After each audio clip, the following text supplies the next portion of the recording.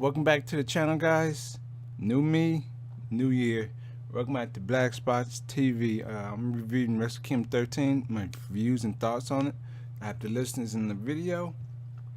Let's get into it. The first match was a unique. It was the gauntlet match for the Neverweight 6-man championships. Coming to the ring first was Tokyo Pimp Yujiro Takahashi with Marty Scurll and Hangman Page versus Blue Justice, Jeff Cobb, David Finlay Jr., Goto, and the best friends Trent Beretta and Chucky Taylor. It was a good match overall. The first half was kind of alright. It was kind of unique. Goto, for some reason, came out wearing a sweatshirt, so I think he wasn't really prepared for the match. But overall, when he got into the ring, you knew business about to pick up. This was the first event in a long time since Yujiro came out to the ring with the Tokyo Latina Miss Bunny, who's actually dating Blac Corp. This was the first time in a few months you've seen her, so that was a good sight to see. That drop on the commentary that Blue Justice been wrestling 25 years, and he's been wrestling for Wrestle Kingdom for 20 consecutive years. Nearly as long as The Undertaker been with the WWE, but he's been doing a lot longer and a lot more consistency in his matches. Nothing too boring, nothing too over the top like The Undertaker in his matches. Hangman Page, he had a few good moments, but one moment that I really thought shined when he did a shooting star press to Jeff Cobb.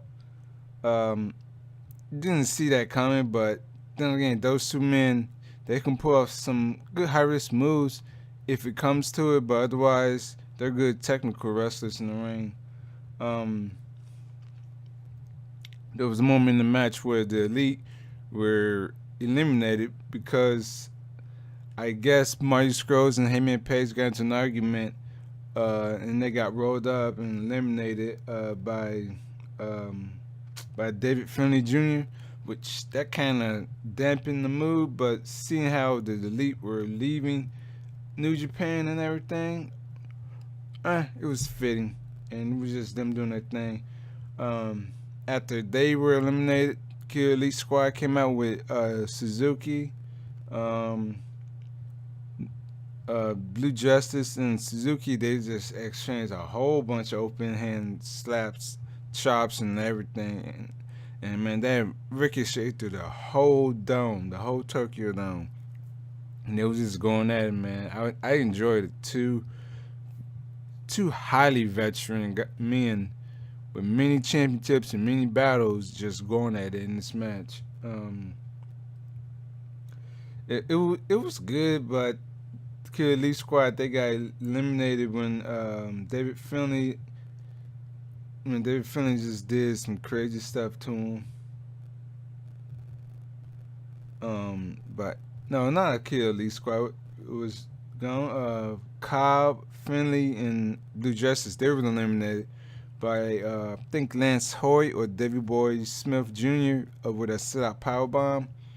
But hey, man, they had a good time in that match, and I personally enjoyed it. The last and final entry was Toby Makabe, Taguchi, and Yano, which that pairing right there seems comical, but seeing as the most violent players Toby Makabe and Yano used to be, I was surprised they actually were in this match.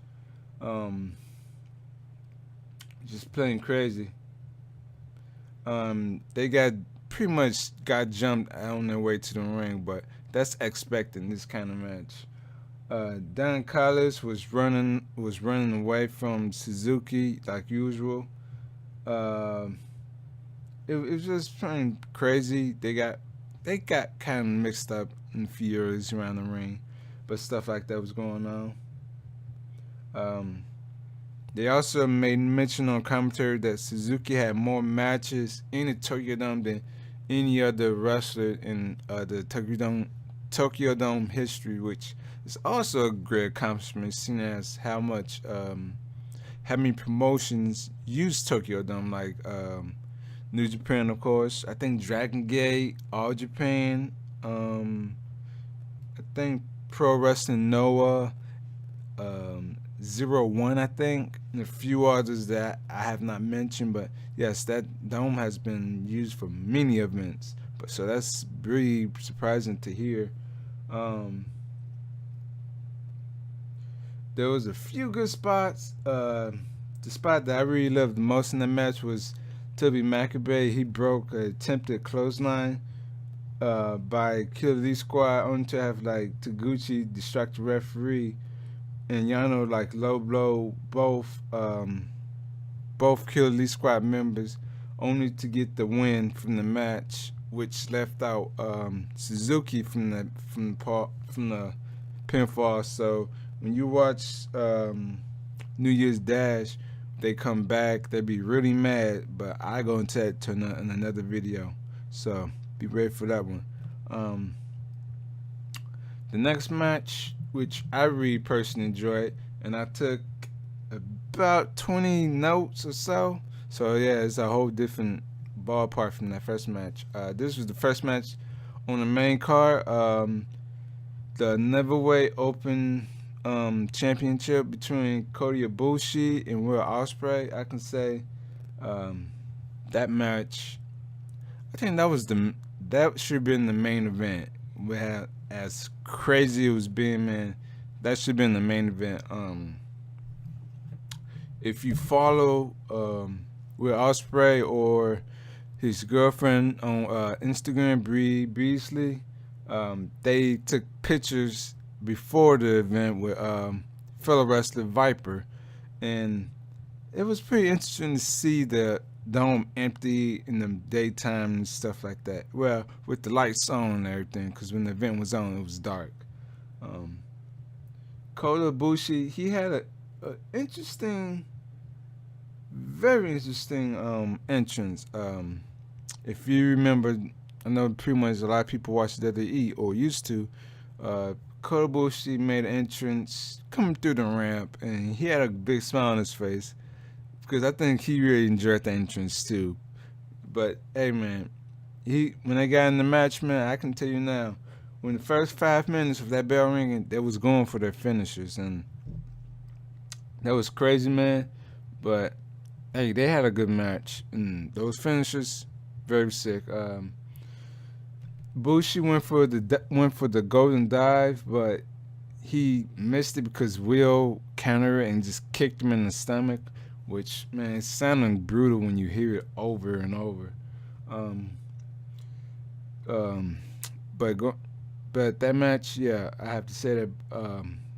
But before that, I forgot to add this.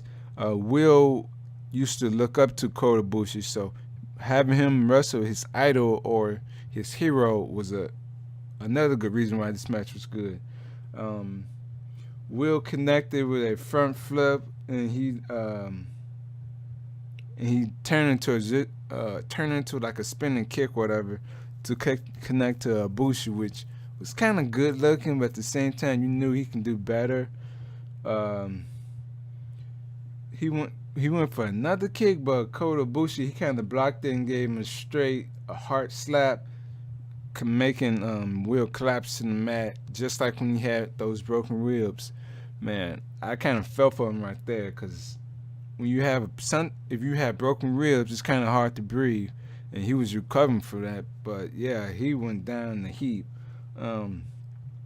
Kota went for a last ride sit-out powerbomb, but Will reversed into a front flip, and Kota Ibushi reversed into a powerbomb of his own. So it was like they kept going at it, high pace, trying to counter each other's move, and they was on point for the most part. Both guys then went for another powerbomb setup, only for Will to like change it into like a Spanish fly into it's a sick reversal, man. Whatever. I think he dropped down and he just reversed, or Kota Ibushi was running towards him, one or two, but it was a sick out of nowhere Spanish fly. Will connected with a crescent kick to Ibushi, whose back was turned, and he was landing on. I think he was landing on the ropes, and I think that did a little bit more damage to the neck area as the match went on. Ibushi was having neck problems, not to the point where it's like he needed surgery, but it was to the point where he got a concussion. I get into that really soon. But yeah, that was sick right there.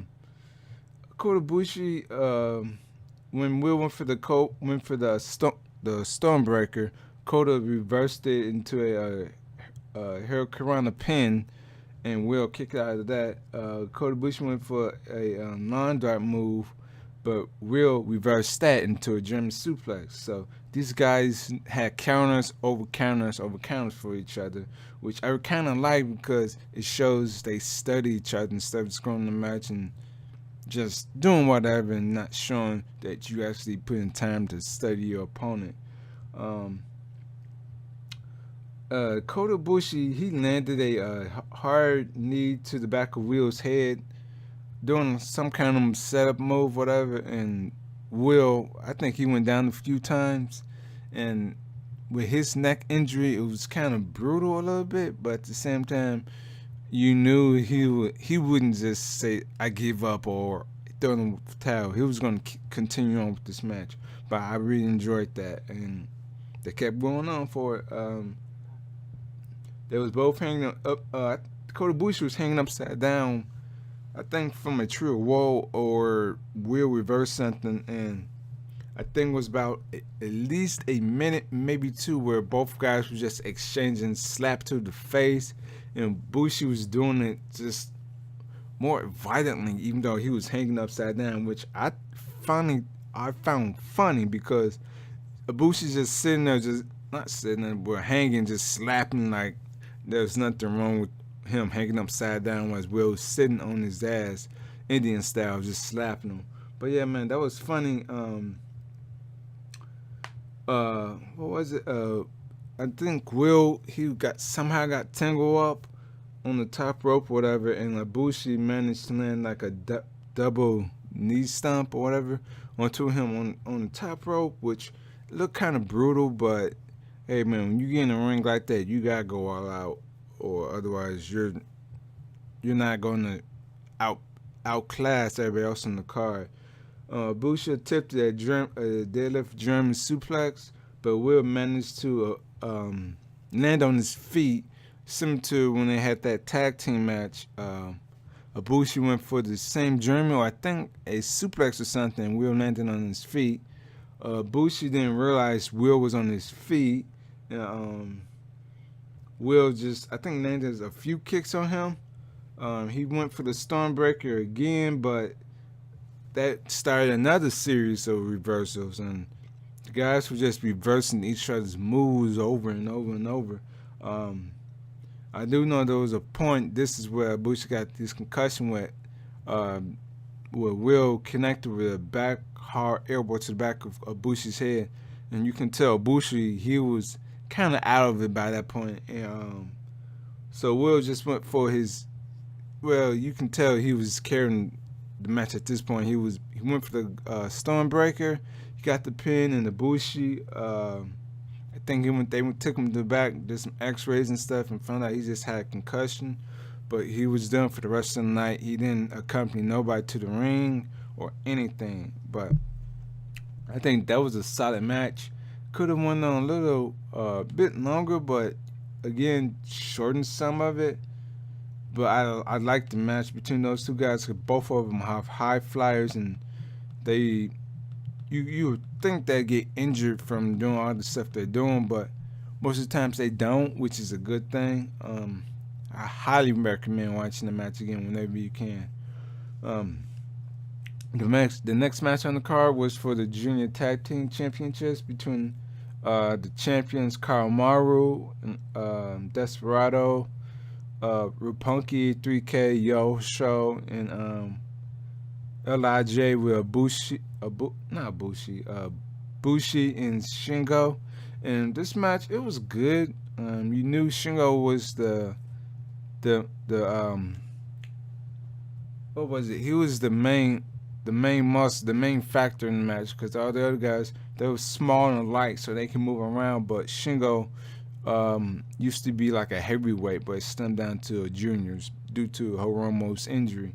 Um, During the match, you can tell that there was some stuff being hinted, like Kamaru and Desperado. They were like 49 days away from surpassing the longest reigning champions uh, through their like 4 title defenses and stuff like that, which is impressive since those guys they hardly put those titles on the line for some reason. Which for me, I'm used to the guys at least putting the title like at least a good 10 times during like a calendar year to give it more prestige. If you just hold it like for like 2, 3 title defenses, it doesn't hold that much weight. But then again, it's different between the American style and Japanese style, which I respect both styles mutually. Um, Yo went for the typical skin the cat on the bottom rope, which to me that's more tricky than doing it on the top rope because top rope that's more hard fall, whereas the bottom rope you gotta be careful with that middle rope. Um, he transitioned into like a super kick before attacking the show because he was getting more of the beating between the two guys in the match. Um, Shingo did a double chop to show, which if you seen how Shingo is, dude's a big muscle dude. That chop, I think, sent show to the mat, but then again, they was just flying all over the place in this match, just trying to stage the previous match. Um, Show went for a double German on Karamaru and Shingo, which she didn't have as much damage he was getting in that match. I'm surprised he had that much injury left from those brutal matches to from those attacks to hit a German on 2 guys, nonetheless one.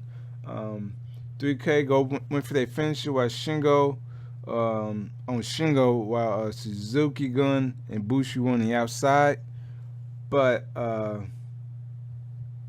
but it didn't. I think they didn't. They something happened that caused them to to not get the win, but I do know there was a few points where not Shingo, Bushi and Kiyomaru, they both spit their mist in the air where Kiyomaru had like whiskey or whatever. Bushi had his mist, but that was a cool sight to see. But Lij, they came out with the win. I think it was the first time for Bushi to hold those titles. Um, I do know for Shingo that was his first official title in New Japan. So he's getting up there, he's getting there. I can't wait till he gets to the junior title. Since the Ace, which I'll talk to later on, was leaving because of that, leaving to venture off to new things. But eventually, Shingo is gonna get there. The next match though was for the Red Pro World Heavyweight Championship between Zack Sabre Jr. and Ishii, which these 2 guys have a strong rivalry, not just including Chaos and Suzuki Gun. And this match was just a old school brawl of reversals, strikes, and everything. For me, I thought Ishii was going to win the match because it's kind of hard to get him on the mat to make him submit or anything, but he was giving Zack his all. I think he gave Zack a few headbutts and Zack to the mat. Zack tried to connect with a lot of submissions and stuff. But in the end, Zack got the win. He wins the title back. But seeing these 2 guys going at each other, I feel Ishii's going to go back for the title and hopefully gets the title back because I really like seeing Ishii with a belt. Zack Sabre Jr., he already have the Red Pro Tag Team title. He doesn't need the heavyweight title. But yeah, that was good. This match, I was looking for. This next one is for the IWGP Tag Team titles between the Young Bucks, Evil Sonata, and the Guerrillas of Destiny. Only 5 teams won the Tag Team title tournament, with Evil and Sonata winning it twice, I think.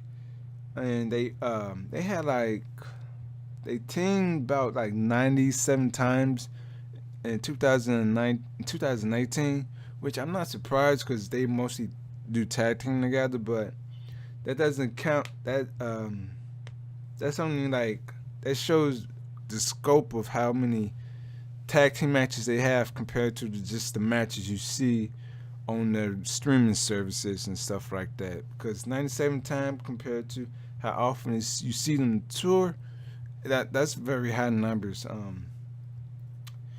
Girls of Destiny, they beat a new song. I'm gonna say I'd rather they keep the Bullet Club and the Guerrillas of Destiny, the Guerrilla Warfare song. This new one, I'm not feeling it. It just seems too generic compared to Guerrilla Warfare, which sounds generic too, but they have more bass to it, more of a threat, more of like I'm coming after you. This new one just sounds like they just yelling, and it was pointless. Um, but Tonga Loa, Tama Tonga both came out wearing, I think, some custom masks. Tama with the red, Loa with the blue. Um, it was cool. It was unique because you don't usually see those guys doing that, and they shine away from the face paint, which I think you should have the face paint because that's what most of the fans like myself came to love God in the Bullet Club because of the face paint. And to remove the face paint, it's like you're removing a something that's very traditional and unique that separates Tama from everybody else. But it was a good match though.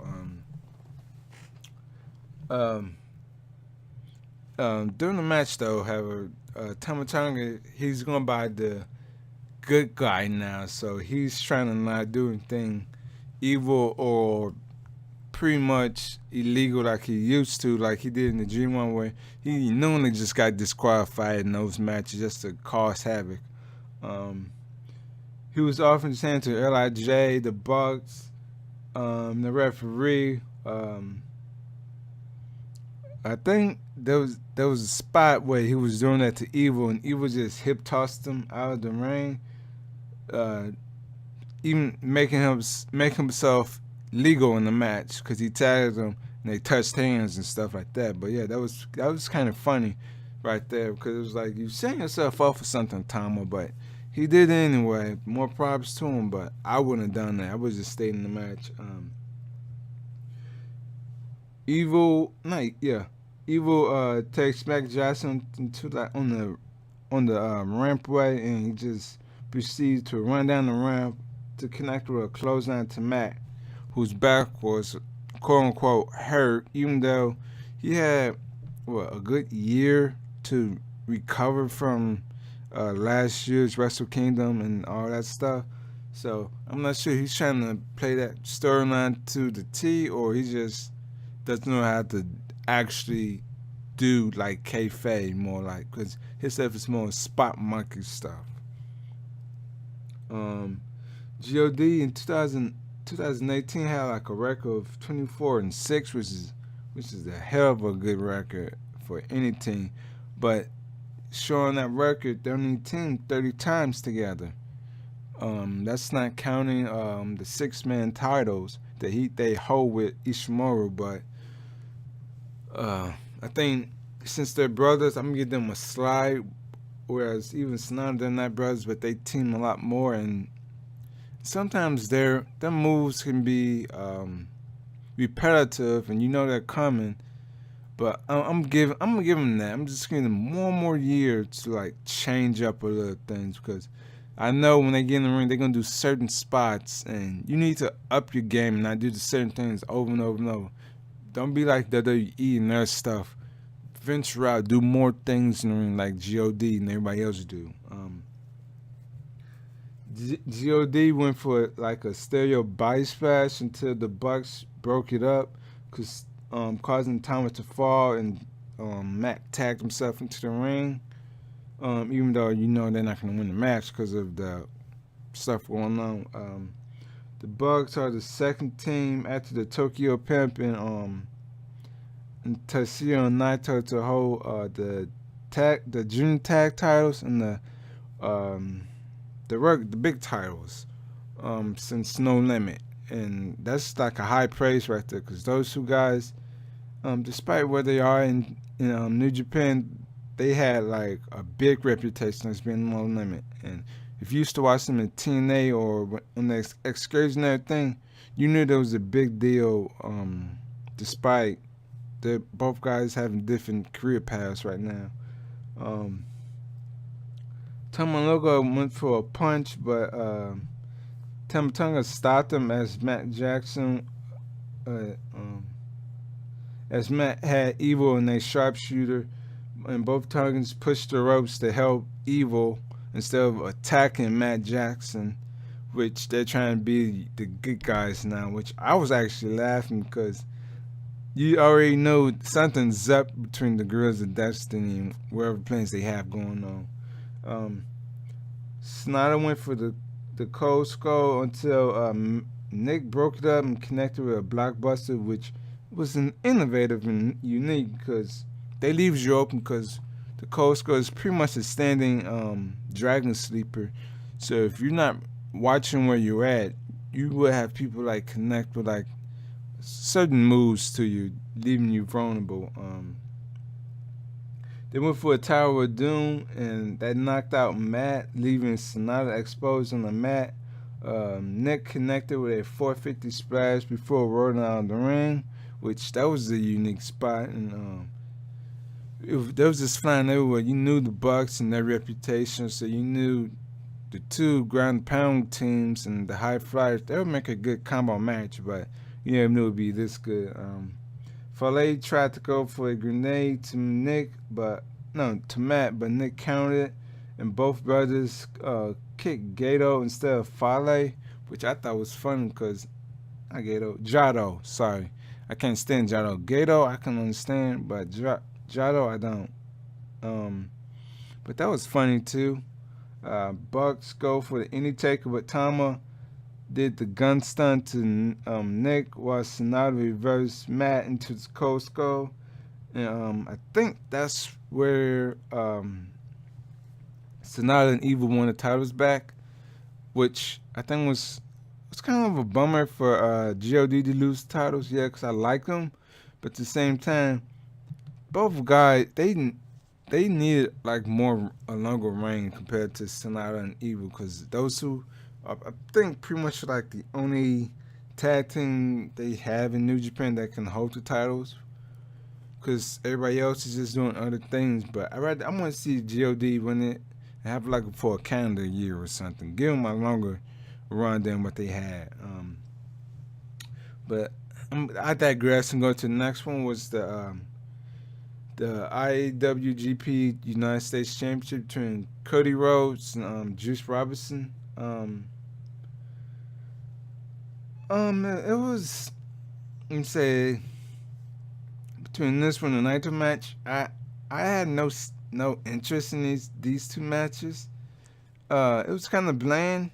I'm not gonna say the Naito one was bland, but this one was because of Cody and his style compared to New Japan. Juice just had a problem with Brandy doing the whole match, and to me, that just got kind of tiring, just to be honest, because I know when she's at the ringside, some kind of funny stuff can go on, and he's supposed to be a good heel and stuff, but it just went overboard. Juice went for a top rope move, only for Brandy to lay on top of Cody, stopping him, which I think was stupid and just overplayed. It's getting annoying. You don't see any other manager or valet doing that, and it's just like, New Japan need to do something to ban her from the ringside, but since this was Cody's last match with the company, I can stomach it for one last time. Cody attempted the crossroads on the apron, which is the hardest part of the ring, which Juice reversed it, and he attempted his finisher, the Pulp Fiction from similar to the movie, which Cody pushed Juice down the apron to the other ring post, which I think he hit his arm or something, because he fell off the apron whatever and hit the floor, which I thought was kind of brutal if you look at it, but that's just me. Cody went to distract the referee, giving Brandy enough time to spear, then climb on top of Juice and start hitting him with like punches and stuff. Which in New Japan, you would think the guys wouldn't sell that because she's nowhere near the level of these wrestlers in New Japan, and her attacks shouldn't mean that much. But luckily the ref saw what was going on. He kicked her out of the ring, which he should have. Cody attempted and connected with the crossroads, but Juice kicked out, only for Juice to go for his own crossroads to Cody, which I'm kind of fine seeing because in New Japan you're not going to see wrestlers actually attempt and connect with their opponent's finishers, so I was fine with that. It was cool.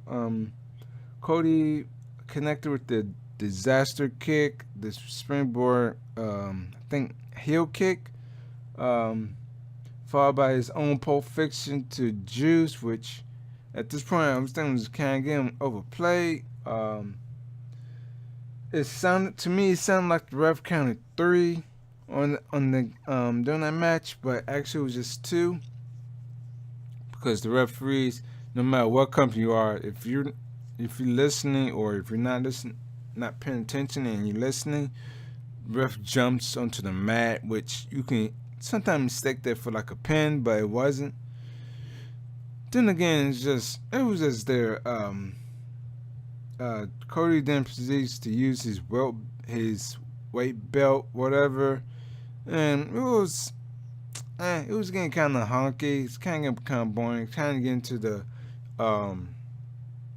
the Hulk Hogan area, kind of boring, but it was going to a payoff, whatever.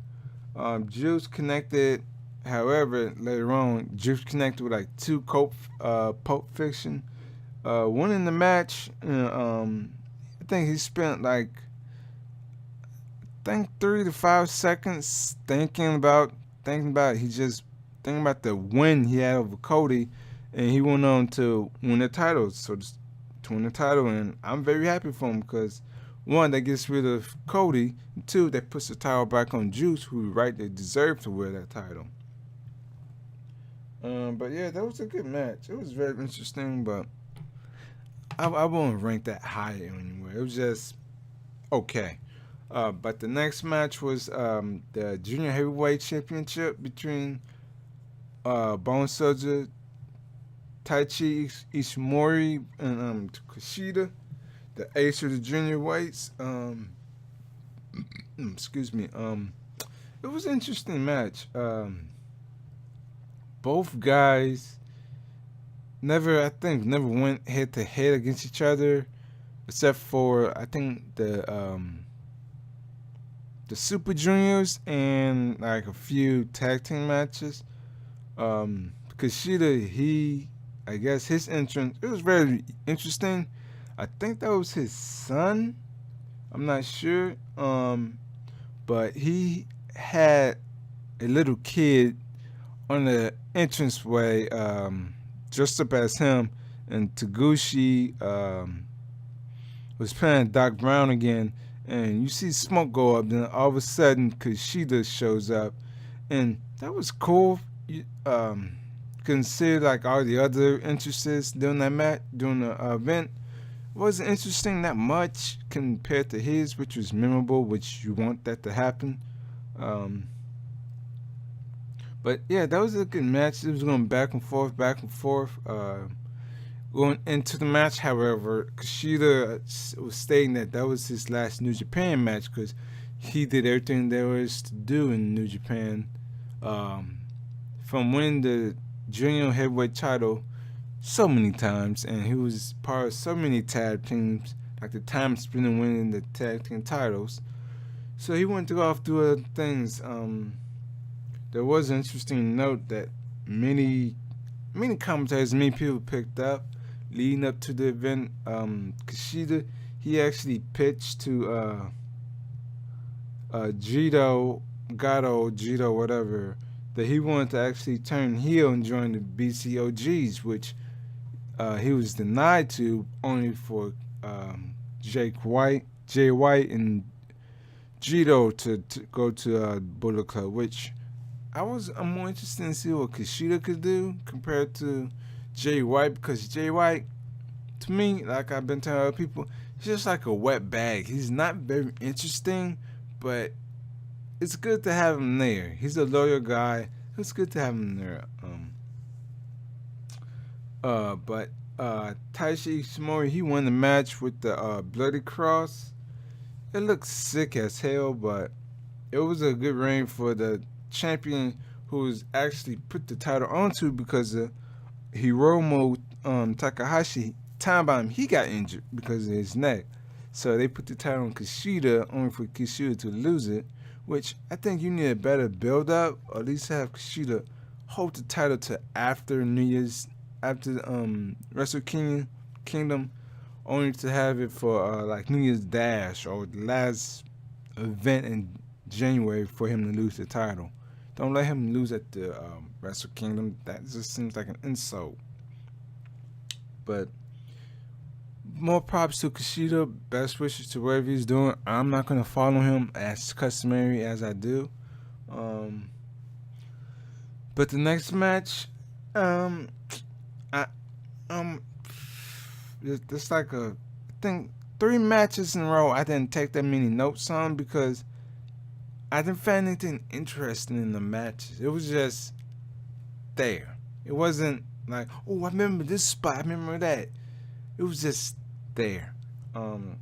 This matchup was Okada versus Jay White. I was actually happy seeing Okada back with his original entrance, his original song, because that one he had during the year. Man, I just feel like that was stupid.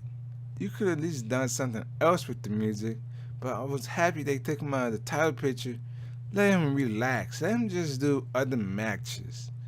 Because I know for him, he was probably getting tired of holding that title, just competing and put the belt on line. Let him do other stuff. He was always the serious guy, and I was happy to see him not serious. Happy to see him just having fun. You don't see that much often with him or like Takahashi just having fun in their matches that much. But I was happy to see him having fun. He was actually showing more emotion this time in his entrance. Usually he just walks in the ring, do his pose, money fall down, and he just did his thing. I was happy to see that. I was just happy to see him have fun there. But he lost the match, which for me, I think he should have won that match, seeing as what was leading up to that match. But where the payoff is, I hope Okada wins that payoff, because I don't want to see him lose like these many matches against Jay White, who to me, at best, he's a junior heavyweight champion. I don't see him holding the heavyweight championship whatsoever, consider all the other good talent in that company. But from there, I purposely then taking notes for the Naito Jay White match. I mean, Chris Jericho match, because it was just pretty much a hardcore match. It was iffy, It was alright. For me, I seen some good matches Naito put on the past. This one, I'm gonna give it like a 2 out of 5 stars, because it's just Chris Jericho. When he's getting up there in age, he doesn't do anything else. He's just a brawler, and once you take away his high flying, he ain't special anymore. Just boring, just my thing. But I'm happy for Naito to win the title back. I'm happy that he can do whatever he wants to do, and I'm happy to see Chris Jericho leave. But the last match, I was very interested in this last match. New school versus old school, the traditional way. Brash versus Soto. Don Callis was conflicted in this match because his best friend / family Kenny is going against the best wrestler in the world that he loved, Tanahashi. Kenny debuted, I don't know for what reason, a new thing, a new video, more of a video game thing, entrance, whatever. It was unique, but I don't like it. I like the old thing better. They did make point. I think the translator, I think his name is Chris.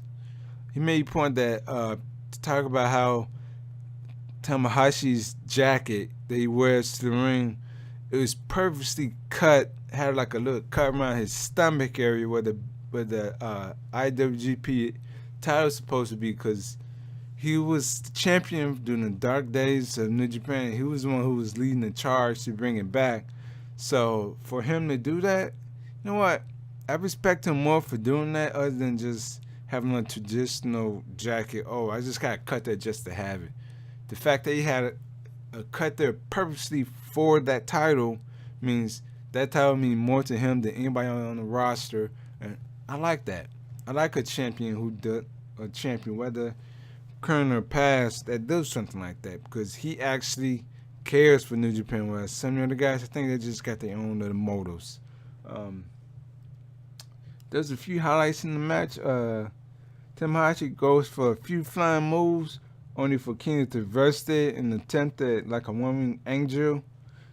But Tanahashi, he was smart enough. He reversed it and he dropped down behind, I think, Kenny, and went for a submission, which I think Kenny broke that up really quickly. He was accompanied by the Bucks too, so take that for what you want. Don Callis made mention to the heavyweight title changing hand, changes people for the worse, like Okada. He just became stoic and whatnot with the title. Where Kenny just seemed more bitter. Seemed more bitter nowadays with that title. Kata and Gato, they fallen out due to that title.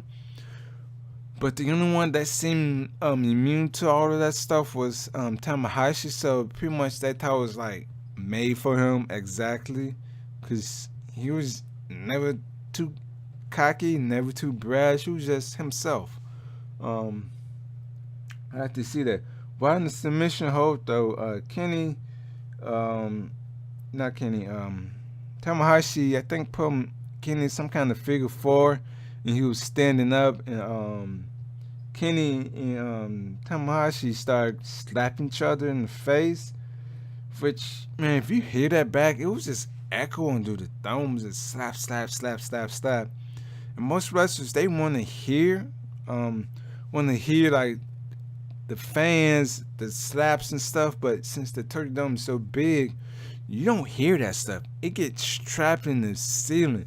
So if you wanna if you wrestle like in a smaller venue or whatever, and you start doing that, you can actually hear all of that, the slaps in the fans. But since the dome is so big, you don't hear it, which is, take it as you want, good, bad, depending on what your preference.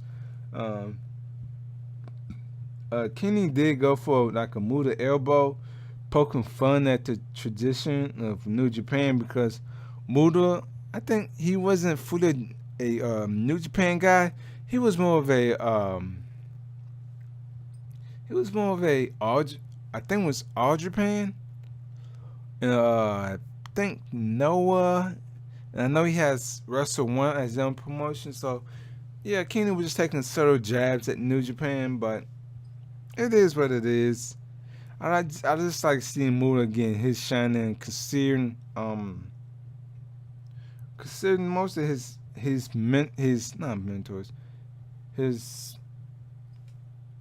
damn, I forgot the word. Not mentor, but his students had I think all of them won matches. I know Naito, he won the Intercontinental title again. Tanahashi won again.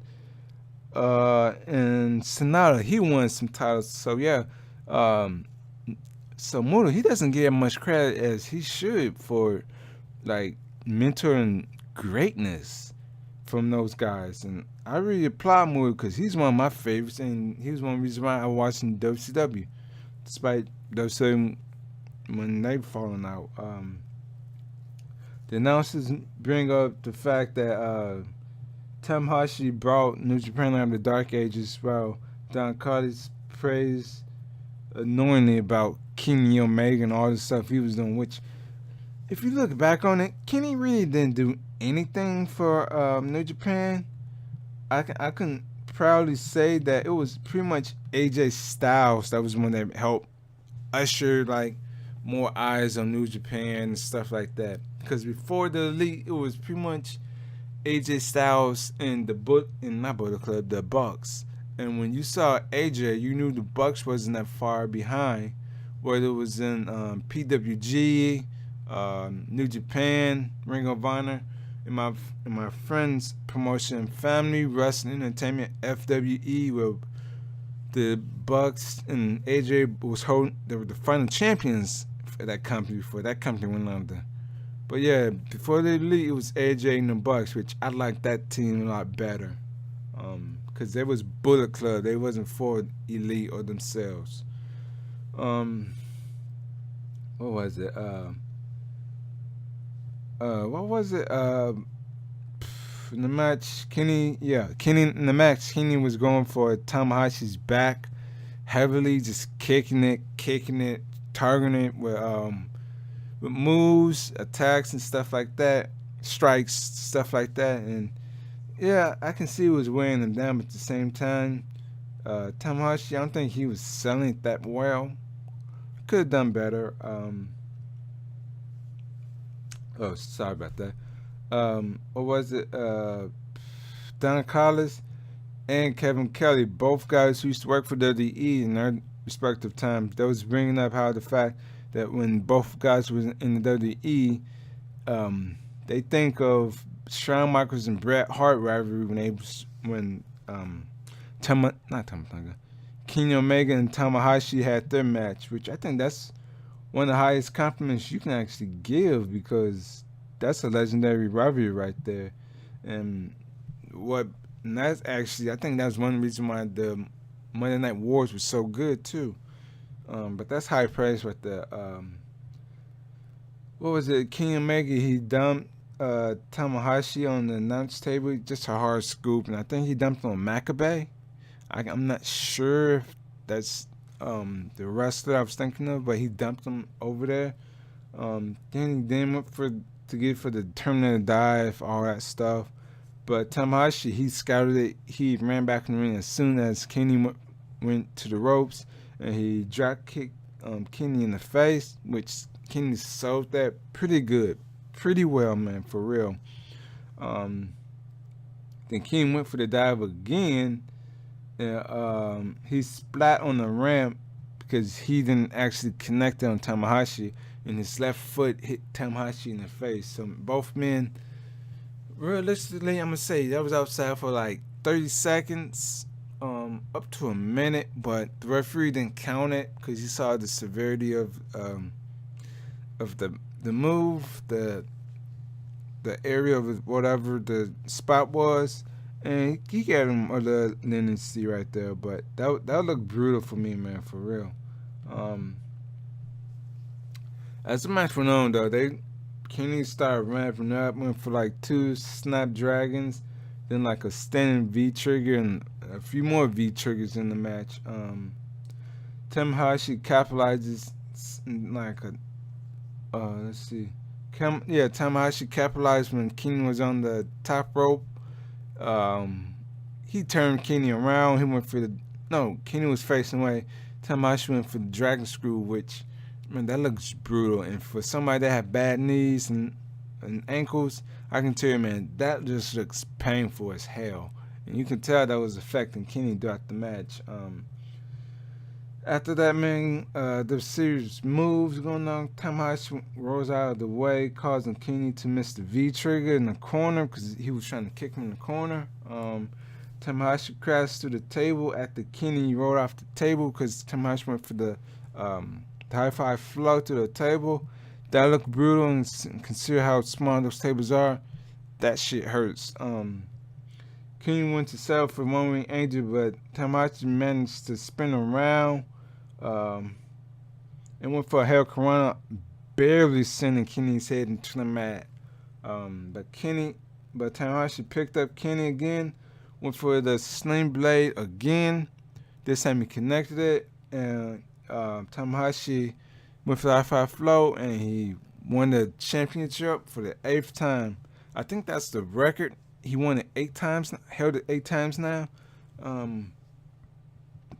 But yeah, man, that was an impressive match for real. It started off kind of slow, but as it picks up, you can tell both guys were giving it all. The next night, Tanahashi was there. They were pretty much gone. Tanahashi was there. His chest was still red from that match, and that was a good match. I can give it at least like a 3, maybe a 4.5. I know Wrestle Kingdom, I think 10 through 12. I kind of like those better, but since this is a new era, new things going on, I can deal with it. I think it was bogged down by like having Chris Jericho, the Jay White and Okada match, and Cody. I feel if you take those 3 matches and you put better people in there for the match, I'm not saying Naito, I'm not saying Okada, I'm not saying Juice, but the guys that was going against, the guys who was either holding titles or going against those guys, you put somebody better in that match with them, you can tell that match was a whole lot better. But hey, man, that's my thoughts. That's my review. Could have gone a little better. I kind of missed the Battle Royal for the Legends. I feel if you pretty much took out Jay White and Okada and put the Gunning match on the main card, that would have been more appropriate. But from what I heard, New Japan is thinking about going to a 2-day Wrestle Kingdom. I don't know how many matches they would have, how long it would be, but I'm really interested to see it. Hopefully it's like a one-time thing. But yeah, that's just my thoughts. You might not like it, you might love it, that's fine. But if you like it, please leave me a comment in the comment section saying what you like about it and share the video. If you don't like it, just tell me what you don't like and move on. Don't go into criticizing or hating me or stuff like that, because it's 2019. Just grow up and be more respectful for people who don't watch WWE or stuff like that.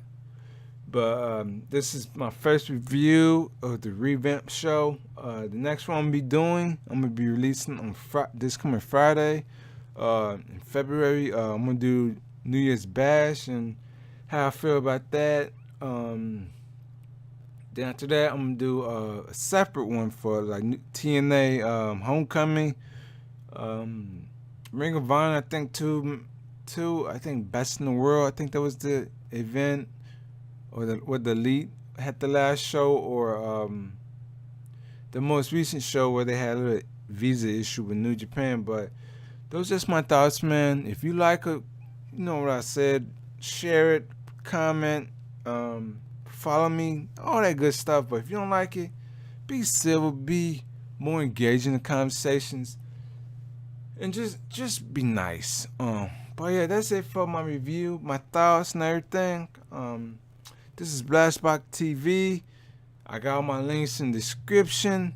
And just remember, guys, one thing. Just stay out the blast radius. Because when I go hard on these comments, go hard on my thoughts, man, it's from the heart. It's not being a shield or anything like that. But yeah, man, be careful of the blast radius. Be happy, be safe, and have a great new year.